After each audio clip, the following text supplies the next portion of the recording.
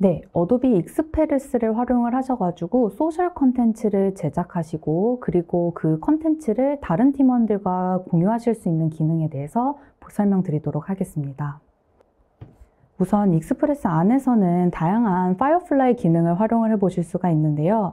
방금 현지님이 보여주셨던 파이어플라이 기능들 중에 생성형 채우기라던가 아니면 다양한 파이어플라이 콘텐츠들을 활용을 해보실 수가 있습니다.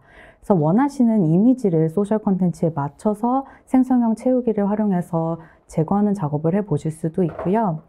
이렇게 텍스트를 얹혀가지고 만든 컨텐츠 자체를 원하는 매체에 맞춰서 사이즈를 변형하시는 작업을 하시거나 아니면은 다양한 국가별로 베리에이션이 필요하시다고 하면은 자동 번역하기 기능을 활용을 하셔가지고 이 배너 사이즈와 아니면 배너 텍스트를 변경을 해 보실 수가 있습니다.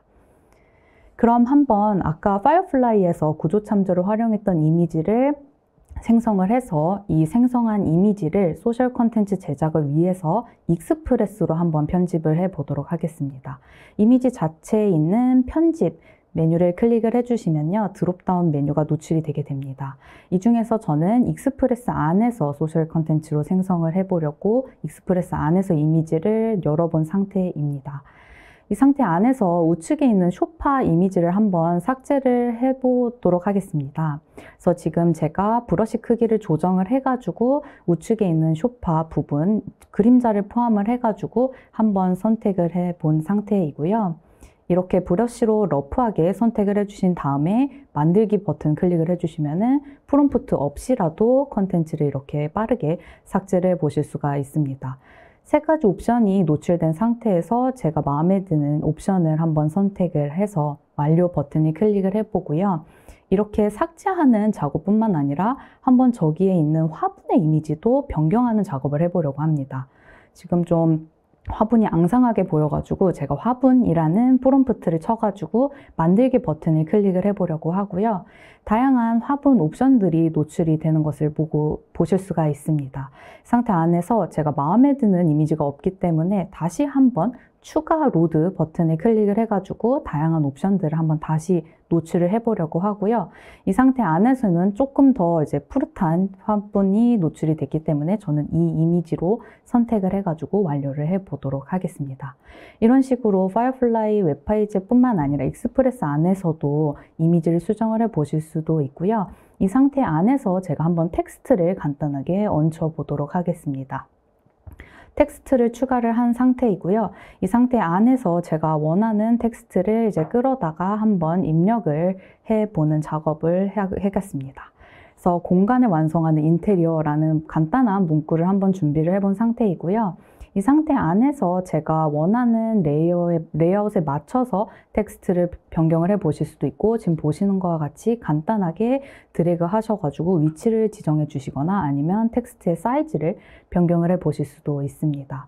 그래서 자주 사용하시는 폰트를 선택을 하셔가지고 폰트를 바로 간단하게 변경을 해 보실 수도 있고 지금 저는 조금 더 볼드하게 이 텍스트를 적용을 해 보려고 합니다. 그래서 이런 식으로 제가 텍스트를 얹혀서 간단한 배너를 만든 상태이고요. 이 상태 안에서 텍스트 효과를 통해서 조금 더 이 텍스트를 볼드하게 작업하실 수도 있습니다. 이렇게 배너가 완료된 상태에서 제가 한번 좀 다른 매체별로 배너를 베리에이션을 해보려고 합니다. 그래서 지금 뭐 다양한 옵션들이 노출을 익스프레스에서 제공을 하고 있는 것을 보실 수가 있고요. 인스타그램 게시물부터 시작해서 링크드인 게시물 다양한 옵션들을 선택을 해본 상태이고 이 상태에서 이렇게 조금 더 별도의 조정이 필요한 배너 같은 경우는 제가 사이즈라던가 아니면 이 배너 자체의 이미지가 노출되는 부분들을 조정해서 이 배너의 그 레이아웃을 한번 조정을 해보려고 합니다. 그래서 지금 폰트와 이미지를 조정해서 이렇게 원하는 사이즈와 매체별로 맞춰서 다양한 배너들을 5개가 제작된 것을 확인을 해 보실 수가 있습니다.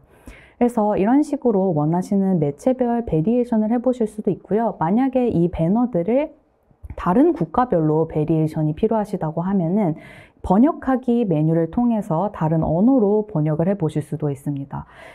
이제 감지된 한국어 버전에서 지금 제가 다양한 옵션에 다양한 언어들을 선택을 해본 상태이고요. 영어를 포함해가지고 이제 뭐 중국어, 뭐 아랍어 등등 제가 선택을 해서 이 배너를 이 모든 언어로 번역을 해보려고 합니다. 복제 및 번역 버튼을 클릭한 상태에서 제가 지금 선택한 모든 언어별로 배너가 베리에이션이 된 것을 확인을 해 보실 수가 있고요. 이 상태에서 뭐 추가로 수정이 필요하시다고 하면 배너를 클릭하셔가지고 별도 수정을 해 보실 수도 있습니다.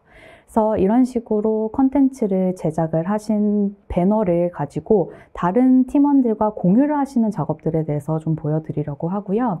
이런 식으로 컨텐츠가 작업이 되고 자주 사용하시는 배너를 템플릿화 하신다고 하면은 다른 팀원들과 일관성 있는 브랜드를 유지하면서 작업물을 추후에도 만들어 보실 수도 있습니다.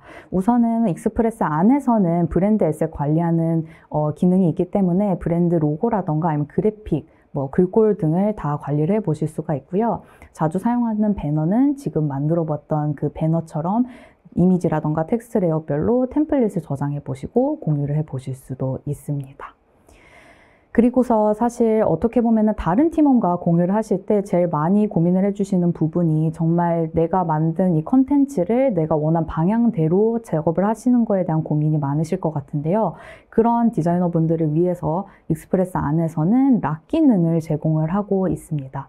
이 락 기능 같은 경우는 이 브랜드 안에서 제작하신 그 컨텐츠의 요소들을 잠금 설정을 해 보실 수가 있고요.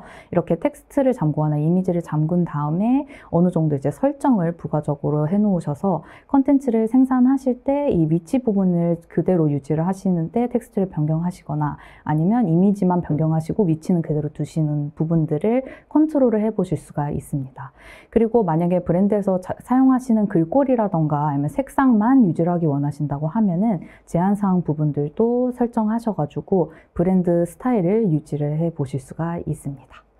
그래서 다시 제가 아까 작업했던 브랜드 그 배너로 돌아와서 이름을 조금 더 나중에 확인하시기 쉬운 이름으로 변경을 해 보도록 하겠습니다.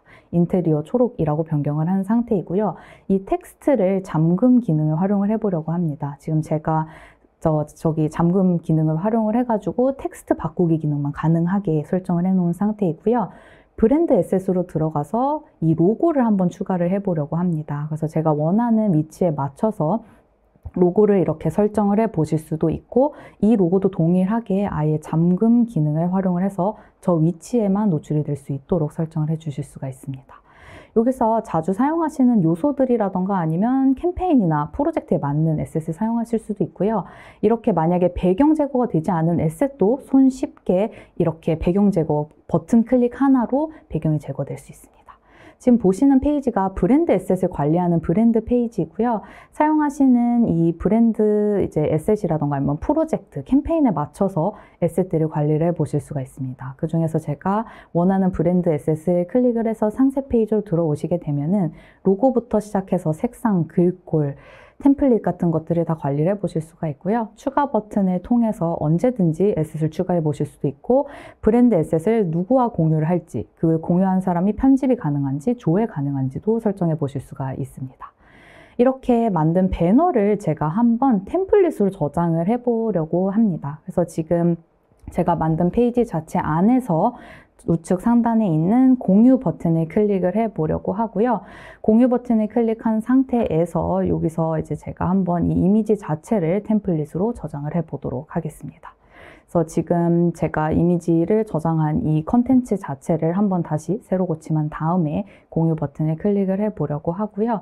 지금 원하는 이 브랜드 에셋에 있는 요소들을 추가적으로 작업을 해 보실 수도 있고 아니면 그냥 바로 공유 버튼을 클릭을 하셔가지고 게시물을 저장을 해 보실 수도 있습니다. 그래서 지금 제가 공유 버튼을 클릭한 상태에서 리믹스 가능한 템플릿을 저장을 해 보려고 하고요. 지금 보시는 상태에서 제가 원하는 브랜드를 선택을 하고 그 브랜드를 선택한 상태에서 스타일 및 뭐 편집 제한 사항을 두실 수도 있고 아니면 그냥 템플릿 저장을 하면은 이 에셋 자체를 나중에 다른 사용자들이 바로 템플릿화 하셔가지고 작업을 해보실 수도 있고 아니면 그냥 바로 팀원한테도 공유를 해보실 수 있습니다. 그래서 이런 식으로 브랜드 안에서 사용하시는 에셋들을 템플릿화 하셔서 더욱더 자연스럽게 활용을 해보실 수 있는 작업을 하실 수 있습니다. 그리고 마지막으로 간단하게 보여드리고 싶은 기능 같은 경우는 빠른 작업에서 비디오를 이제 리사이징 하는 기능입니다. 지금 익스프레스 페이지 안에서 빠른 작업 페이지를 이제 플러스 사인을 통해서 클릭을 해 보실 수가 있고요. 비디오 크기 조정을 하시면 이미지 에셋뿐만 아니라 비디오 에셋들도 작업을 해 보실 수가 있습니다. 그래서 제가 지금 가지고 있는 비디오 에셋을 그냥 끌어다가 업로딩만 해주시면요. 이미지 에셋뿐만 아니라 비디오 에셋들도 이제 조정을 해 보실 수가 있습니다. 요즘 뭐 스토리라던가 아니면 뭐 틱톡 비디오 사이즈로 이렇게 세로형 비디오로 조정을 이렇게 빠르게 해 보실 수가 있고요.